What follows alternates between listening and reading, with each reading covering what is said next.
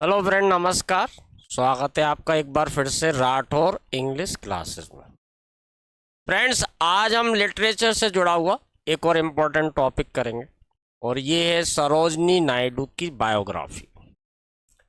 जितने भी टीईटी के एग्ज़ाम होते हैं फ्रेंड, एमपी टीईटी वर्ग 1 होता है, या इसके अलावा जितने भी टीचर्स से रिलेटेड जितने भी एग्ज़ाम होते हैं, उनमें आप देखेंगे कि सरोजनी नायडू जो है, इनकी बाय बाय ब्लैकबर्ड।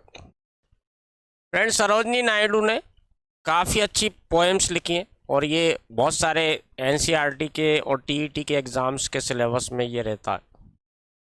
इनकी एक पोएम है ब्रोकन विंग, इसको भी हम देखेंगे बाद में। आइए शुरुआत करते हैं सरोजनी नायडू जी के बायोग्राफी से। जैसा कि स्क्रीन पे देख सकते हैं आप, इनकी 2 पिक्चर लगी हैं फ्रेंड। ये जब काफ़ी एजेड हो गई थी उस समय की ये पिक्चर्स हैं। एक ये ब्लैक एंड वाइट है और ये एक पोर्ट्रेट है इनका। तो इससे आप इनका चेहरा देख करके पहचान सकते हैं कि सरोजनी नायडू जी दिखती कैसी थी।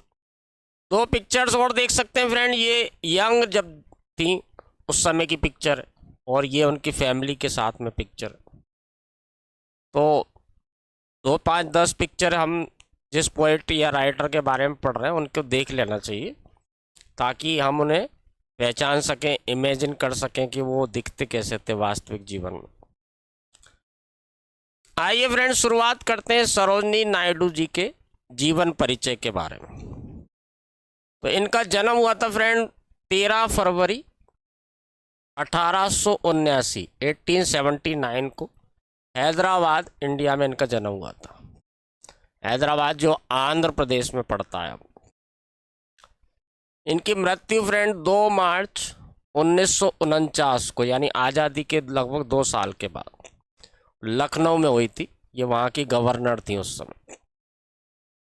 तो ध्यान रखिए, 13 फरवरी 1879 है ना, 13 फरवरी 1879 को हैदराबाद में इनका जन्म हुआ था और 2 मार्च 1949 को लखनऊ, जो यूपी में पड़ता है, उत्तर प्रदेश की राजधानी, वहाँ पर इनका निधन हुआ था।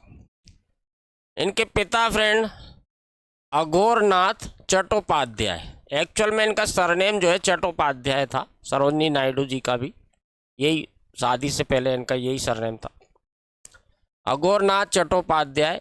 ये एक बंगाली फैमिली थी और इनके पिताजी भी बहुत ज़्यादा पढ़े लिखे और अच्छे रिच परिवार से थे। इनके पिता फ्रेंड बंगाली ब्राह्मण थे जो कि प्रिंसिपल थे निजाम्स कॉलेज हैदराबाद में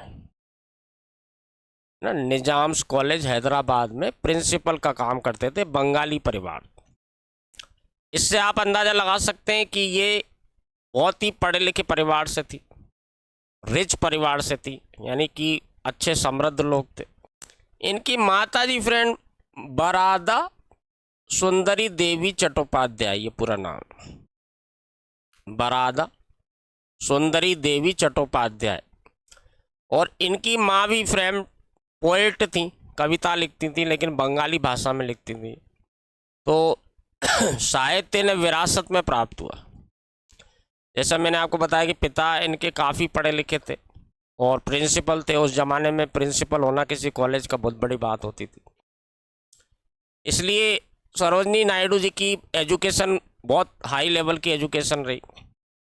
शुरू से ही ये बड़े बड़े लोगों से इनका मिलना जुलना रहा। राजनीति में भी आई और राजनीति में काफ़ी सफलता पाई। ये गवर्नर बनी यूपी की, आज़ादी के तुरंत बाद इनको गवर्नर बना दिया गया था। फ्रेंड्स, सरोजनी नायडू जी 8 भाई बहनों में सबसे बड़ी थी। टोटल 8 बच्चे थे इनके पिता के। इनकी शादी हुई डॉक्टर गोविंद राजलू नायडू, ये साउथ इंडियन थे ना, डॉक्टर गोविंद राजलू नायडू, इसलिए इनका सरनेम शादी के बाद नायडू हो गया। शादी से पहले इनका जो सरनेम था चट्टोपाध्याय। साउथ इंडियन डॉक्टर थे जिनकी मुलाकात लंदन में हुई थी सरोजनी नायडू जी से, और दोनों में प्रेम हो गया और बाद में उन्होंने शादी कर ली। एजुकेशन की बात करें फ्रेंड, तो द यूनिवर्सिटी ऑफ मद्रास, जो अब चेन्नई में पड़ता है, यानी मद्रास, पहले मद्रास बोलते थे, आजकल चेन्नई बोलते हैं। तो यूनिवर्सिटी ऑफ मद्रास में एट द एज ऑफ 12 इन्होंने ये शिक्षा पूरी कर ली थी यहाँ पे। इसके बाद ये एट किंग्स कॉलेज लंदन चली गई।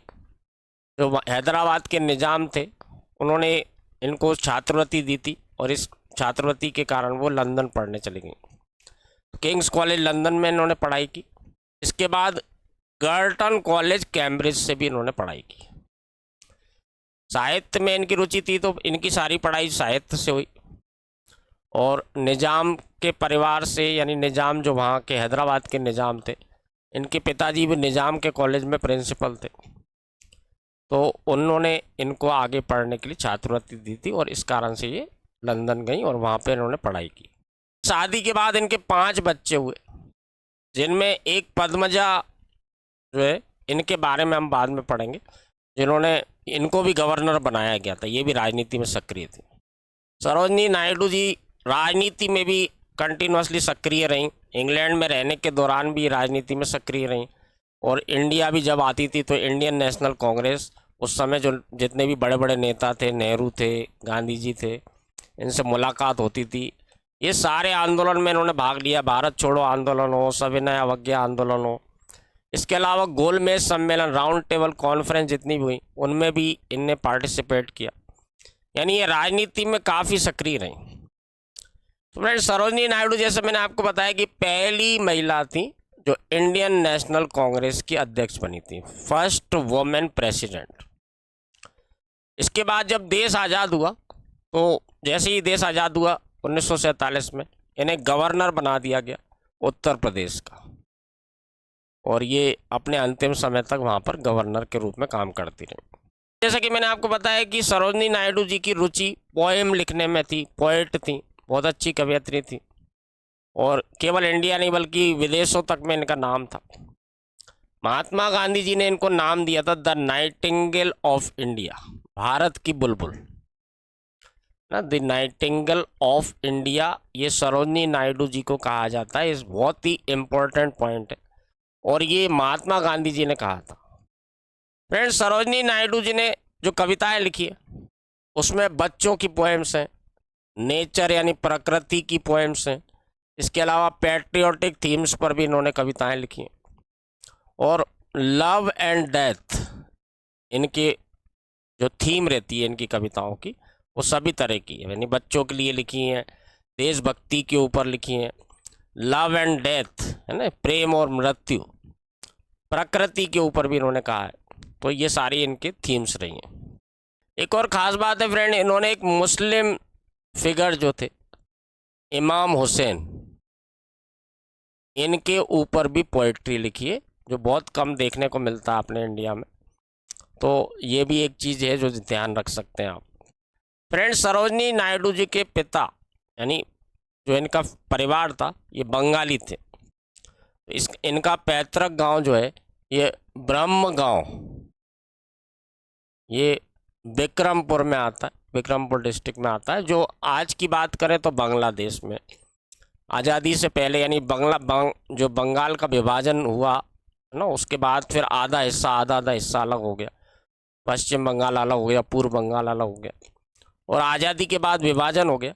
तो ये जो जगह थी ये बांग्लादेश में फ़िलहाल है।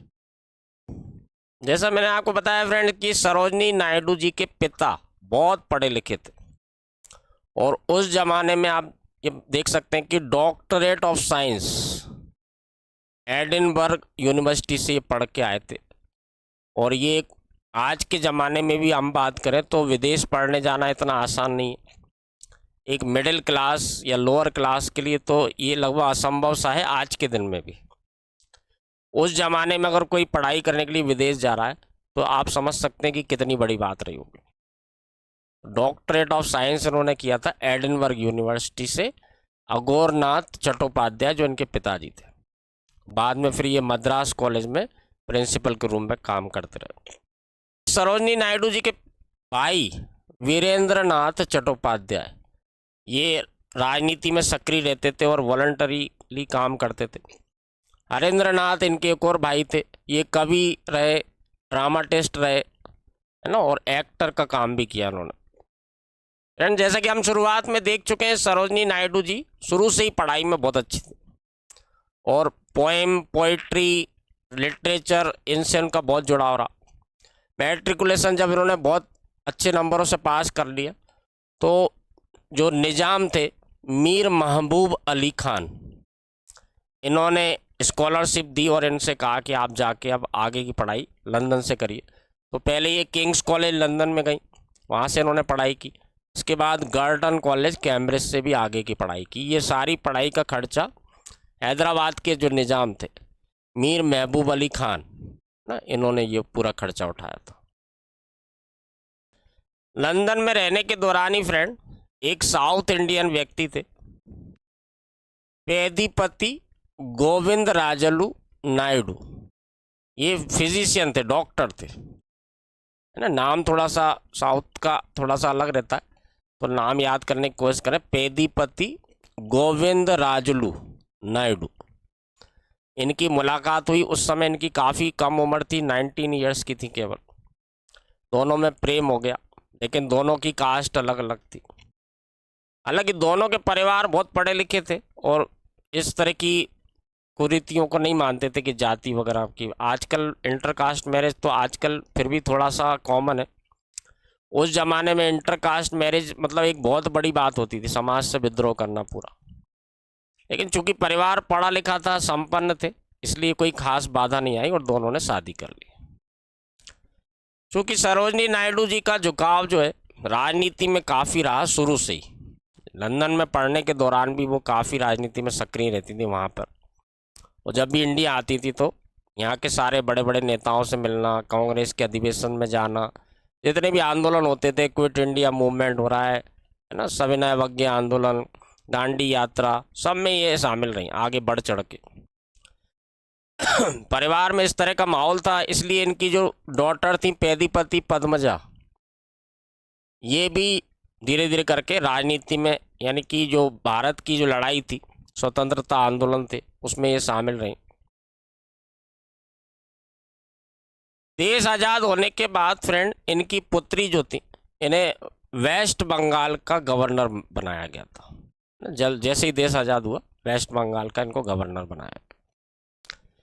जैसा कि मैंने आपको बताया फ्रेंड कि ये शुरू से ही राजनीति में सक्रिय थी। हालांकि जब लंदन में पढ़ने के दौरान भी ये वहाँ पर कई लेक्चरों में जाती थी, वहाँ के जो आंदोलन होते थे या जो भी प्रोग्राम होते थे जो इन्फ्लुएंस करते थे इंग्लैंड की सरकार को भारत के लोगों के अधिकारों के प्रति, उसमें ये बढ़ चढ़ के हिस्सा लेते।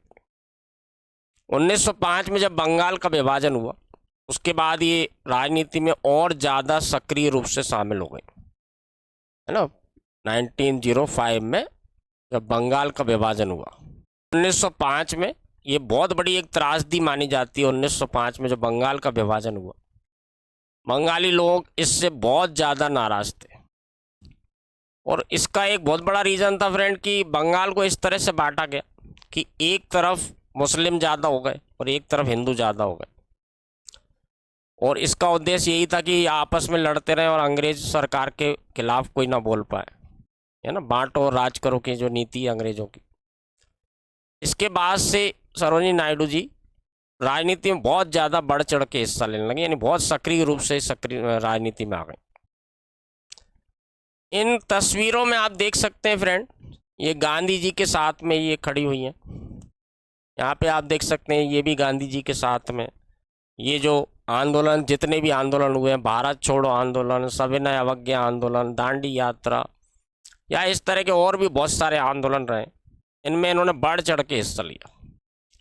इसके अलावा उस समय के जितने भी बड़े बड़े नेता थे ना, सरदार पटेल, जवाहरलाल नेहरू और ढेर सारे नेता जो थे, तो देश के बड़े बड़े नेता, उन सभी से इनका कंटिन्यूसली मिलना जुलना होता था। जितने भी अधिवेशन होती थे वहाँ ये जाती थी। और एक महिला नेतृत्व, कांग्रेस को एक बहुत अच्छा महिला नेतृत्व इनके सरोजिनी नायडू जी के रूप में मिला। एनी बीसेंट, इनसे भी इनके बहुत अच्छे संबंध रहे और ये इंग्लैंड गई उनके साथ कई बार। जैसा कि हमने देखा फ्रेंड, उस समय के जितने भी बड़े बड़े फिगर्स थे, है ना, गोपाल कृष्ण गोखले, रविंद्रनाथ टैगोर, जो पोइट्री में इंडिया में एक बहुत बड़ा नाम है, जो हमारा मोहम्मद अली जिन्ना, एनी बीसेंट, है ना, सीपी रामास्वामी अय्यर, महात्मा गांधी, जवाहरलाल नेहरू, यानी उस समय के जितने भी प्रोमिनेंट लीडर्स थे उन सभी से इनका कंटिन्यूसली मुलाकात होती थी, मिलना होता था, और भारत की आज़ादी और जो भारत के महिलाओं के और भारत के लोगों के अधिकारों के बारे में ये चर्चा करते रहते थे। सन 1917 में फ्रेंड विमेंस इंडियन एसोसिएशन, इसकी स्थापना में WIA के नाम से भी इसको जाना जाता है, इन्होंने काफ़ी सहयोग किया इसमें। उन्हें लंदन भेजा गया। एनी बेसेंट है ना, जो इंडियन प्रेसिडेंट थी होम रूल लीग की, इनका इतिहास में आपने जरूर नाम सुना होगा, होम रूल लीग, इसकी प्रेसिडेंट एनी बेसेंट, इनके साथ में लंदन भेजा गया कि महिलाओं के वोट डालने के अधिकार के लिए अंग्रेज सरकार से बात करें उच्च स्तर पर। ये दोनों जने वहाँ पे गए और रिप्रेजेंट किया, महिलाओं के अधिकारों के प्रति वहाँ पे बात की।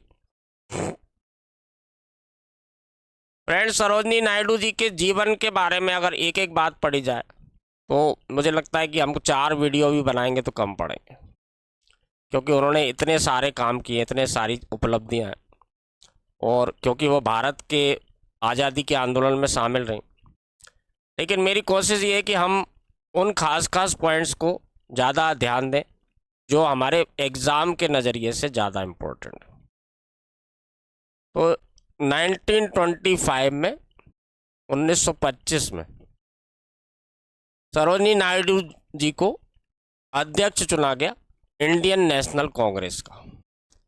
जैसे मैंने आपको बताया था कि ये राजनीति में केवल इंडिया में नहीं, इंग्लैंड में और साउथ अफ्रीका तक ये यात्रा करके आएंगे, वहाँ पे भी ये बहुत सक्रिय रही। तो ये कानपुर का अधिवेशन हुआ था, वहाँ पे इन्होंने अध्यक्ष के तौर पर अपना पदभार संभाला।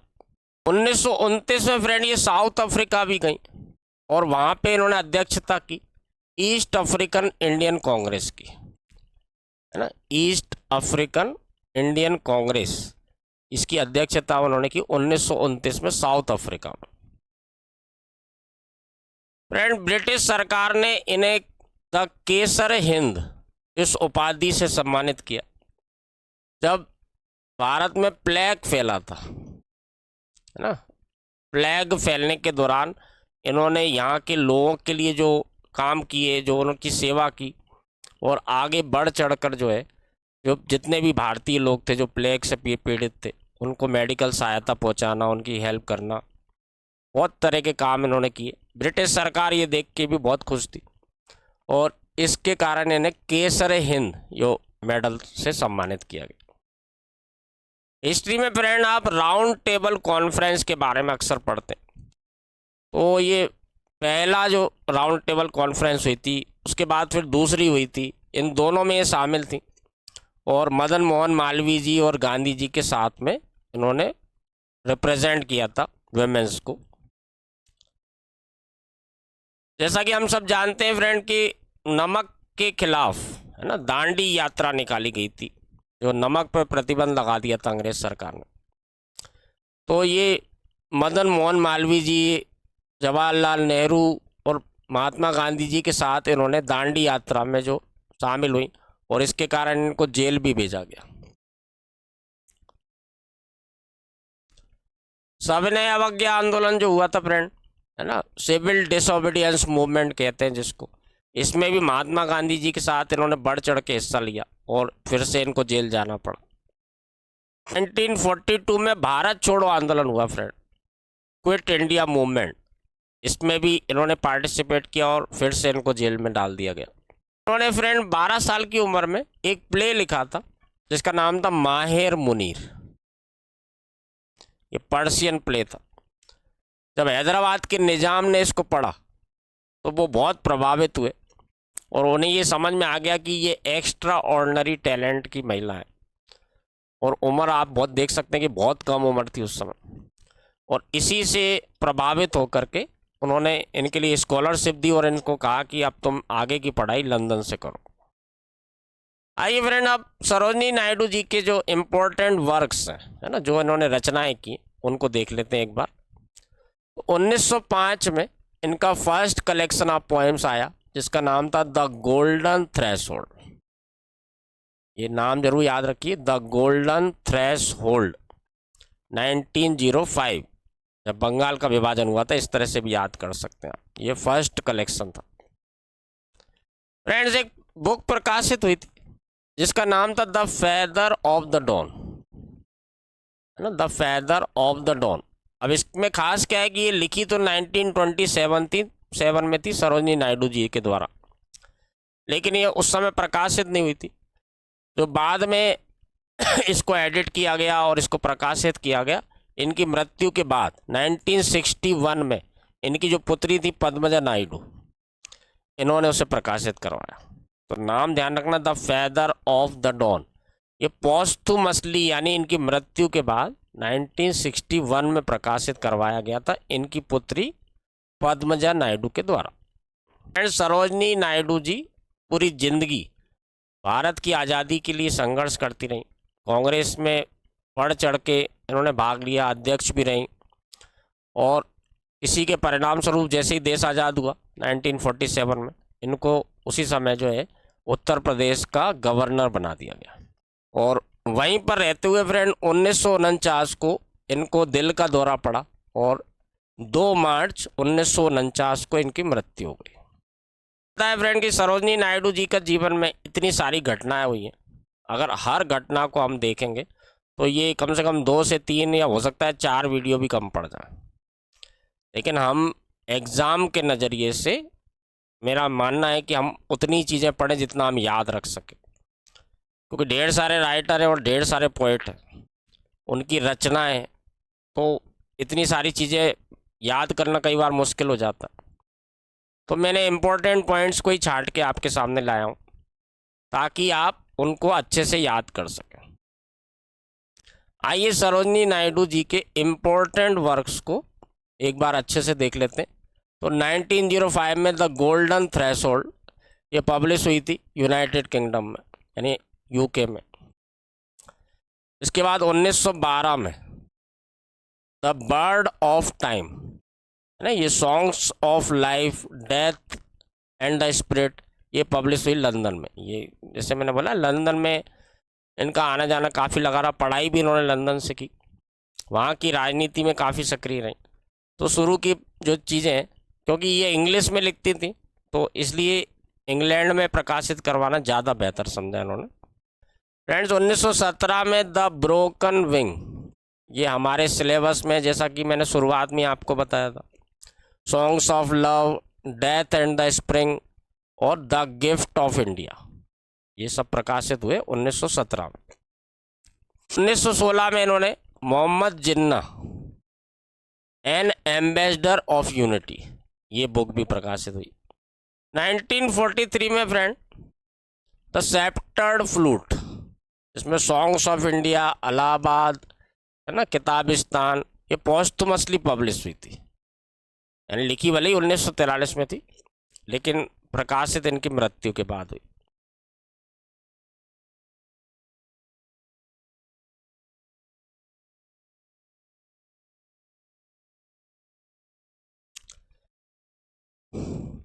और 1961 में, ये हम पहले ही देख चुके हैं, the feather of the dawn, ये इनकी पुत्री पद्मजा नायडू, इन्होंने जो है एडिट किया और इसके बाद प्रकाशित करवाया इसको 1961 में। 1971 में द इंडियन वीवर्स, ये भी इनकी मृत्यु के बाद प्रकाशित हुई। तो फ्रेंड, ये सरोजनी नायडू जी के जीवन से जुड़े हुए जितने भी इम्पोर्टेंट पॉइंट्स हैं इनको मैंने शॉर्ट में बताने की कोशिश की है ताकि हम फोकस कर सकें जो इम्पोर्टेंट चीज़ें हैं उन पर। अननेसेसरी हम ज़्यादा पढ़ेंगे तो फिर वो चीज़ें याद करना बहुत मुश्किल हो जाता है फ्रेंड। खास तौर से जब परीक्षा में 4 ऑप्शन आते हैं तो उसमें बहुत कन्फ्यूजन क्रिएट होता है। इसलिए मेरा मानना है कि फोकस स्टडी करें, केवल उतनी चीज़ों को पढ़ें जितना हमारे लिए ज़रूरी है। और जब हम MCQ सॉल्व करेंगे तो उनसे और भी चीज़ें आपके लिए बहुत अच्छे से क्लियर हो जाएंगी। तो आज की वीडियो में इतना ही करेंगे फ्रेंड, नेक्स्ट वीडियो में फिर मिलते हैं। Thank you very much.